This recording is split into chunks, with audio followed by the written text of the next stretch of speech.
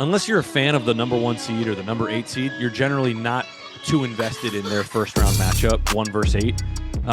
Like the Oklahoma City Thunder are going to blow the Phoenix Suns out. A couple injuries on Phoenix's side, but regardless, they don't stand a chance. Their average margin of victory could end up being 20 plus points per game. They're going to sweep them. But when you look at the Magic and the Pistons, I'm not going to make this whole thing about the fact that the Magic stole game one. I didn't think it was that much of a steal. The two teams were 2-2 versus each other coming into Sunday's game. And I kind of looked at it. I took them on FanDuel Magic straight up, plus 8.5, and I took the money line. There was something good about the rhythm that they had coming off that play-in game.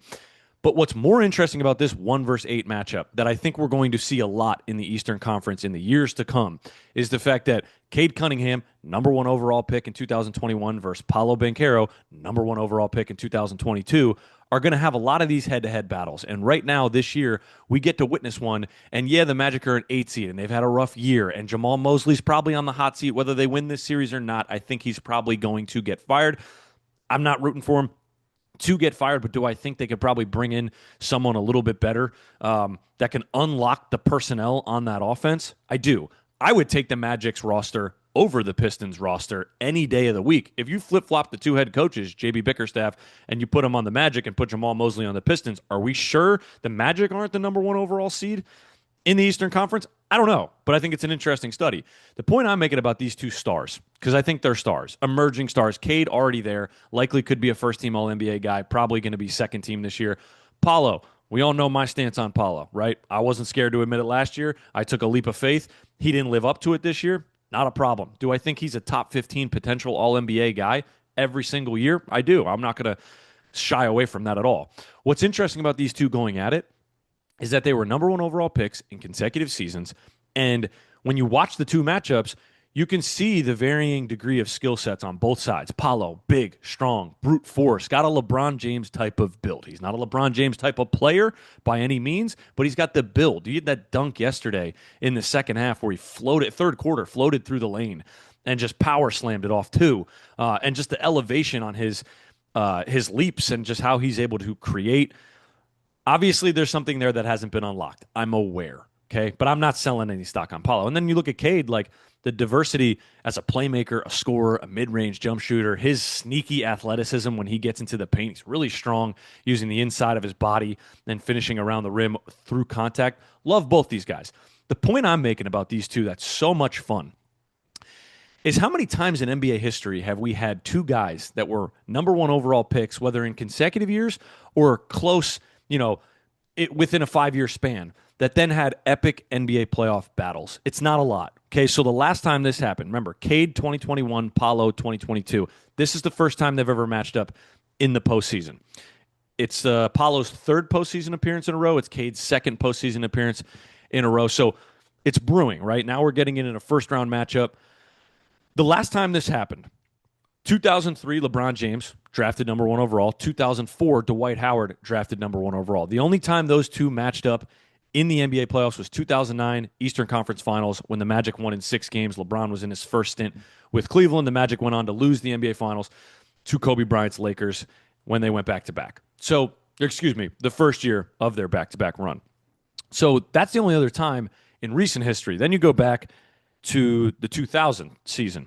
You have Shaquille O'Neal on the Lakers and Chris Webber on the Sacramento Kings. So that was 2000. Lakers beat the Kings in 5 in the first round. 2001, Lakers beat the Kings in 4 in the second round. Sweep them. And then in 2002, the Lakers beat the Kings in 7 in that epic, controversial series, Western Conference Finals. The Lakers ended up three-peating. So they beat the Kings every single year. That's Shaquille O'Neal versus Chris Webber, those two. 1992, Shaquille was drafted number 1 overall. 1993, Chris Webber was drafted number 1 overall and then traded to the Golden State Warriors, played there for a year, went to the Wizards, obviously ended up on the Kings, and was a part of those epic battles versus Shaq and the Lakers. So that's another example. So we have LeBron and Dwight Howard. They only had the 1 series matchup, but 2 number 1 overall picks that went at it. And then we had this one, which was the main one of number 1 overall picks battling in the playoffs. 3 consecutive years, Shaq got the best of Chris Webber. And then Hakeem versus Patrick Ewing. So Hakeem, 1984, number 1 overall pick, and Patrick Ewing, the 1985 number 1 overall pick. They played in the NBA Finals. I think it was 1994. Because sometimes you write the notes down, you don't want to look down, but I want to be accurate. So 1994 NBA Finals, my Knicks, man, they made it there. They didn't win it. They lost in seven, and Hakeem won his second title. I don't remember if that was his first. That was his first title. Who did they beat the second year? I'll look that up. But Hakeem got the title, so that's another two number one overall picks that went at it. Only got to play in one series versus each other, but on the biggest stage, you play in the NBA Finals. So this is what I think is interesting about the Paolo Banchero, Cade Cunningham dynamic that I think we're going to see a lot of. I know a lot of people are low on Paolo, but relax. Would you please relax?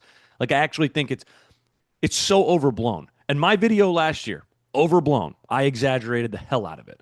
But like all the comments and the reactions to the Paolo thing, off a bad year, yeah, he has not had the year four jump that we all expected him to go on. Because I think Bill Simmons just said it the other day, like, maybe it wasn't Bill. I don't want to misquote him. Somebody said, yeah, it seems like Paolo's a playoff riser. Every year his numbers in the playoffs are better. I didn't come prepared with the playoff number jumps, so I'm not going to fully back that and dive into that. But off the eye test and what we've seen from him in the Cleveland series 2 years ago, and then in the series last year they play against Boston, he has played better notoriously now every single year he's been in the postseason. And then this year in the play-in versus Charlotte, and then game one, obviously, versus the Pistons, he has showed this guy plays better. I play better in the postseason. Like, this is what I'm built for. I don't know where it is for the 72 games he played in this year. I got no clue. I don't know why it takes so long to come out, but I do think there's some real issues with Jamal Mosley. You could read between the lines with some of those two's quotes.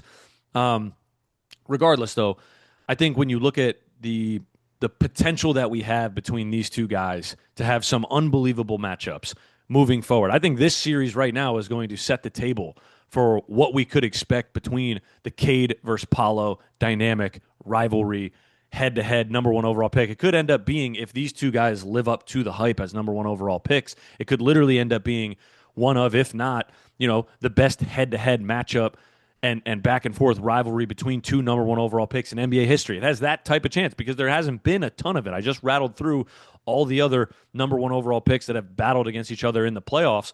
Kevin Durant was not a number one overall pick, so I can't do the KD versus LeBron battles. Yeah, because Greg Oden went number one overall. So that doesn't exist there, right? Which is kind of interesting. Like, Curry wasn't a number one overall pick. You can't do him versus LeBron in their epic playoff battles. There's obviously been star dynamics, that have gone head-to-head between, so many NBA greats. But this one stood out because neither of these guys are NBA greats. Not even close.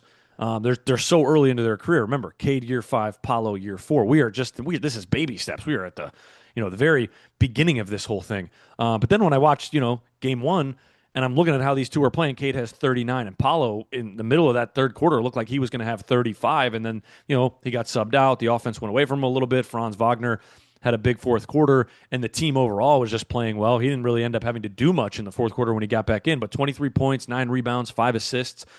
Cade, 39 points. The game plan was, hey, let's make everybody else on the Pistons beat us because, we can let Cade get his, and we can shut down Jalen Duren and some of these other cats, and they got no chance. And that's kind of what the Magic did. I thought it was interesting. When you look at some of the matchups between these two so far this year, which I won't spend a ton of time on, I'm going to get out of here in a minute. It was 2-2 between the two teams. One of the Magic's early season wins, I think it was November 28th, Paolo did not play in that game. All the Paolo haters are going to be loving that one. They don't need Paolo. They don't need him to win. Shut up. They need him.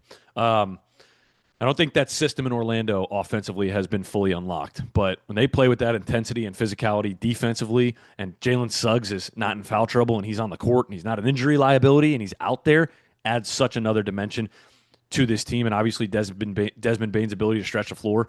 But overall, I wrote this down. So Cade versus the Magic this year, 34 points per game, 9 assists, 46% from the floor, 4 turnovers.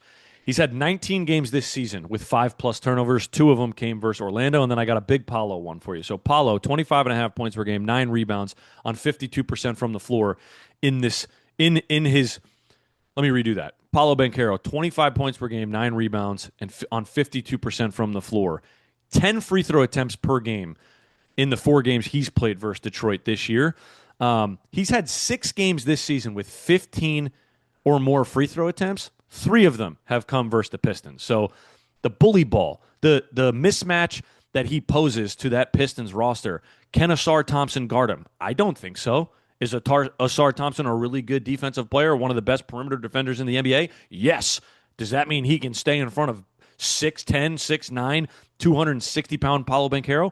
No. Right? Let's not misconstrue those two things. You can walk a fine line of being a very good defender and then running into an absolute problem who can handle the ball out on the perimeter, play make from beyond the three-point line, put it on the deck, turn drives into post-ups, and bully a guy that is as big and athletic as Asar Thompson, but not as big and athletic as Paolo Banchero. Simple as that. That's something to keep an eye on, the fact that Paolo is going to be able to get downhill, live at the free throw line, only 5 of 7 from the line in game one. And, obviously Cade had the big 39 points, but just did not have help from other people. So that was kind of just brief thoughts on what we saw in game one. I do think it's going to be interesting for the Pistons. Do I think they're the better team? Yes. Have they had the better season? Yeah. Can they bounce back as the team that almost won 60 games and go, what? Okay, we're not going to let one game rattle us. Like, of course they can. But I've just have been high on Orlando all year. From last offseason when they got bounced by the Celtics in the playoffs and what Paolo showed in that series, and then you add Desmond Bane, I just thought they were ready for that year 4 jump, where I thought what the Pistons were doing this year and them taking the jump and being the 1 seed, I think is what a lot of us thought we would see from this Orlando team, and we didn't. But none of that matters. It's out the window right now. They're up 1-0 in the series, and Paolo's a big piece of it, and the way he played in the play-in game and how he's played in game one, he only needs 3 more. And you got 3 of the next 6 are at home in Orlando. So, winning game 1 is a massive step for them upsetting the Pistons. I'm not saying they're going to do it, but I do like their chances. I took them on the money line yesterday because of the way they played versus Charlotte. Made a ton of sense with the rhythm and, 1 day of rest, but like they've been playing basketball. They're already in playoff mode. The Pistons haven't won a playoff game at home. I think it's since 2008. So the advantage was to the Magic, but I really think the Cade versus Paolo thing, man, is going to be something super, super interesting that we as basketball fans, if you love basketball and you love, 2 guys going at it that are at the peak of their powers, they're not even at the peak of their powers, and we're getting the very birth of what could be a really fun one-on-one dynamic and rivalry between 2 really star-studded players at the early phases of their career. Year 5 Cade, year 4 Paolo, down year Paolo, stock rising year for Cade, going to be, first caliber All-NBA guy, probably going to be on second team. I already said it, but the fact that we get this, and this is the early phase of it, I don't know if we're all paying enough attention to that, but I think that's the most interesting dynamic of this series. How many times have I said the word dynamic when I've referenced Cade and Paolo? Too many, and that's my sign to get the hell out of here. Peace. Appreciate you watching.